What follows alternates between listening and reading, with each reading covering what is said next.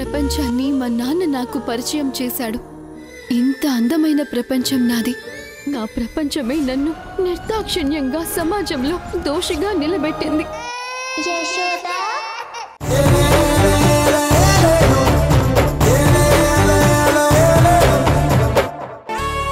ఏసీలు కూలర్ల గురించి అస్సలు ఆలోచించలేదమ్మా. మేము మిడిల్ క్లాస్ వాళ్ళం. మా స్థాయిలో ఎంత గొప్పగా చేయగలం ఆలోచించేవా తప్ప మీ స్థాయికి వచ్చి ఆలోచించలేకపోయాం. ఒక రకంగా అది నా తప్పేనమ్మా. మరదే కదా నేను చెప్తున్నాను. అప్పుడేమో నీ కూతురొచ్చి నన్ను చెడమడా వాయించింది, కనీసం నువ్వు ఆపలేదు. అంతటితో ఆగకుండా నా మనోడొచ్చి నన్నే వారించి నా చేత సారీ చెప్పించాడు. అప్పుడైనా నువ్వు చేసింది తప్పని చెప్పావా? లేదు. ఎందుకంటే మీ అందరికీ కావాల్సింది నన్ను అవమానించడం. అందుకే అవమానించారు. ఇప్పుడొచ్చి జరిగిన దాంట్లో మీ తప్పేవీ లేదు, తప్పంతా నాదే అంటున్నారు. అల్లుడు గారి మాటలేమీ పట్టించుకోకండమ్మా. ఇక నా కూతురికి నేనంటే కొంచెం ప్రేమ ఎక్కువ. ఎవరైనా నాతో కొంచెం గట్టిగా మాట్లాడితే తను తట్టుకోలేదు. అంటే ఏంటి? నేను గొంతు చించుకుని గట్టిగా మాట్లాడానంటున్నావా? గట్టిగా మాట్లాడితే తప్పైపోతుందా? అసలేం మాట్లాడుతున్నానో, దేని గురించి మాట్లాడుతున్నానో కూడా తెలుసుకోకుండా నీ కూతురొచ్చి నా వయసు కూడా మర్యాద ఇవ్వకుండా అందరి ముందు నన్ను తప్పు పట్టింది. ఆ తప్పుని నా మనోడు కూడా సమర్థించి నా చేత సారీ చెప్పించాడు. కనీసం ఒక్కరైనా నా వైపు మాట్లాడారా?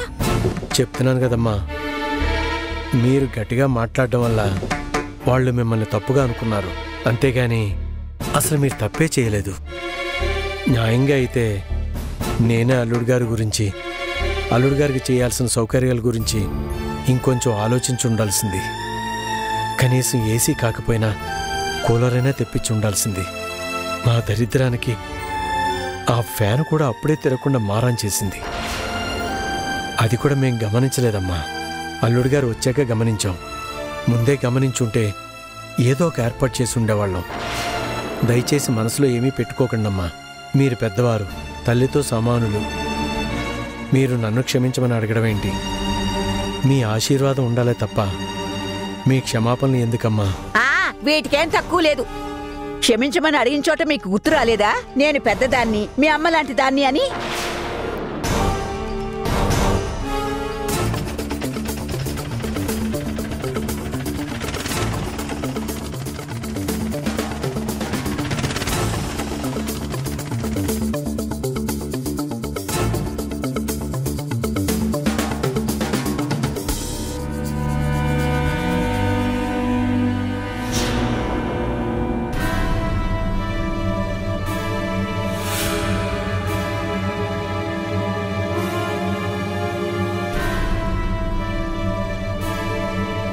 ఏంటండి ఇవి?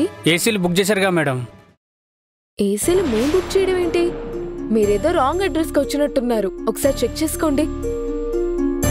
Street number 2, house number 22. Ramachandrarao garu ఇల్లు ఇదేగా? ఇది మా ఇంటి అడ్రస్సే, కానీ మేమెవరం బుక్ చేయలేదే. ఈ అడ్రస్ నుంచే బుక్ చేశారు మేడం, ఒకసారి కనుక్కోండి. నేను చెప్తున్నాను కదండి, మేము బుక్ చేయలేదు. ఎక్కడో ఏదో పొరపాటు జరిగినట్టుంది. మీరు ఒకసారి చెక్ చేసుకోండి. కానీ మేడం, ఈ అడ్రస్కే డెలివరీ ఇచ్చారు. నేనే బుక్ చేశానమ్మా. ఏంటమ్మా ఇవి? ఏసీలు అన్నయ్య, నేనే తెమ్మని చెప్పాను. మీరు రండి, లోపలికెళ్ళి హాల్లో ఒకటి, బెడ్రూమ్లో ఒకటి బిగించండి. ఇంటల్లుడు ఏసీ లేకుండా ఒక్క నిమిషం కూడా ఉండడంట. అందుకే వాళ్ళ అమ్మగారే ఏసీలు తెప్పించారు చూడు. ఎంతైనా రామచంద్రరావు అదృష్టవంతుడు. చిల్లిగా ఒక కట్నం ఇవ్వకుండా అంత పెద్దింటికి వియ్యంకుడైపోయాడు. వాళ్ళ పుణ్యానిప్పుడు ఇంటికి ఏసీలు కూడా వచ్చేసాయి. ఇంకా చూస్తారేంటి? లోపలికి వెళ్ళండి. మీరు ఆగండి. ఏమైందమ్మా? ఎందుకు వాళ్ళని ఆపుతున్నావు? వద్దమ్మా, అంతగా ఏసీలు కావాలనుకుంటే తర్వాత నేనే తెప్పించి పెట్టిస్తాను. ఇంకోసారి అల్లుడు మా ఇంటికి వచ్చేసరికి ఏసీ నేనే పెట్టిస్తాను. కానీ ఇప్పుడు వద్దమ్మా. తర్వాతైనా పెట్టించాలి కదన్నయ్య. అదేదో ఇప్పుడే పెట్టిద్దాం. మీరే పెట్టించాలనే ఉంది. నేను పెట్టిస్తే తప్పే ఉంది. ఏసీలు నేను పెట్టించకూడదా? అత్తయ్య, మీరు తప్పుగా అనుకోకండి. ముందు వీటిని వెనక్కి పంపించేయండి. మీరు తీసుకెళ్ళండి. ఏం మాట్లాడుతున్నావు మధు? నేను తెప్పించిన ఏసీల్ని నువ్వు పంపించేయడం ఏంటమ్మా? ఇరుగు పొరుగు వాళ్ళందరూ చూస్తున్నారు. అందరి ముందు నన్ను అవమానిస్తున్నావా? మీరు తప్పుగా అనుకోకండి అత్తయ్య. మీరు ఏసీలు తెప్పించడమే ఒక రకంగా మా నాన్నని అవమానిస్తున్నట్టుంది. నేను ఏసీలు తెప్పించడం వల్ల మీ నాన్నకెందుకు అవమానం జరుగుతుంది? అంటే నన్ను పరాయిదాన్లా ఫీల్ అవుతున్నారా? ఏంటన్నయ్య, నేను మీ చెల్లెల్ని కానా? అన్నయ్య కోసం చెల్లి ఏమీ చేయకూడదా? అత్తయ్య, మీరెన్ని మాట్లాడినా ఇప్పుడు మీరు ఏసీలు తెప్పించడం కరెక్ట్ కాదు. ఈ ఏసీల గురించే కదత్తయ్య అంత గొడవ జరిగింది. ఇప్పుడు మీరు ఏసీలు తెప్పిస్తే మా నాన్న లేనితనాన్ని ఎత్తి చూపించినట్టు అవుతుంది. ఇందాక లోపల ఇలానే గొడవ పెద్దదయింది. ఇప్పుడు మళ్ళీ చెల్లెంతో గొడవ పడుతుంది. అత్తా కోడళ్ల మధ్య గొడవ జరగడం మధుకు మంచిది కాదు. అమ్మా మధు, నువ్వు కాసేపు ఉండమ్మా, నేను మాట్లాడతాను. మీరేం కంగారు పడకండి నాన్న. అత్తతో నేనేం గొడవ పడట్లేదు. అత్తకి అర్థమయ్యేలా చెప్తున్నాను.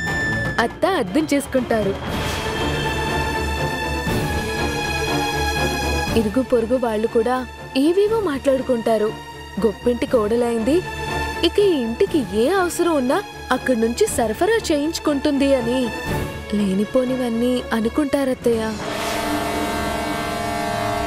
అది కూడా మా నాన్నకి ఇబ్బందిగానే అనిపిస్తోంది. అందుకే చెప్తున్నాను, దయచేసి వీళ్ళని ఇక్కడి నుంచి పంపించేయండి. ఇరుగు పొరుగు వాళ్ళు ఏమనుకుంటారో అని ఆలోచిస్తూ కూర్చుంటే మనం ఒక్క అడుగు కూడా ముందుకు వేయలేం మధు. మనం ఏం చేసినా మన కోసం చేసుకోవాలి కానీ ఇరుగు పొరుగు వాళ్ళ కోసం కాదు. ఇంట్లో ఫ్యాన్ పాడైపోయింది, ఇరుగు పొరుగు వాళ్ళు వచ్చి రిపేర్ చేయించారా? లేదు కదమ్మా. మన సమస్యలను మనమే తీర్చుకోవాలి.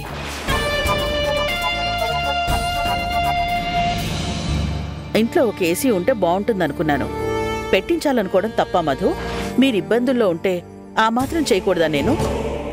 మీరు ఇబ్బందులు పడుతున్నా చూస్తూ ఊరుకోవాలా నేను?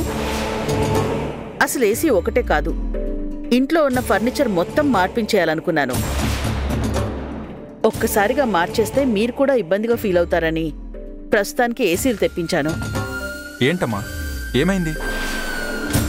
చూడ్రా, ఈ ఇంట్లో నీకు కావాల్సిన సౌకర్యాలు సరిగ్గా లేవనే కదా అప్పుడంత గొడవ జరిగింది.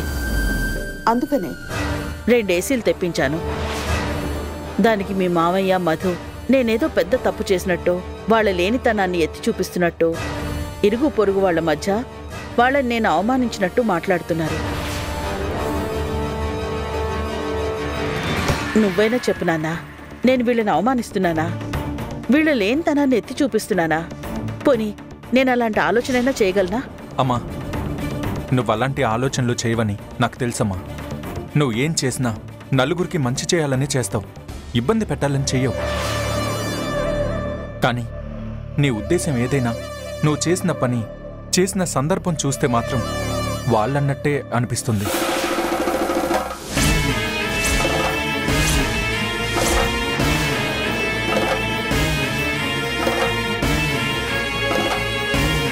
ఇది కరెక్ట్ కాదమ్మా.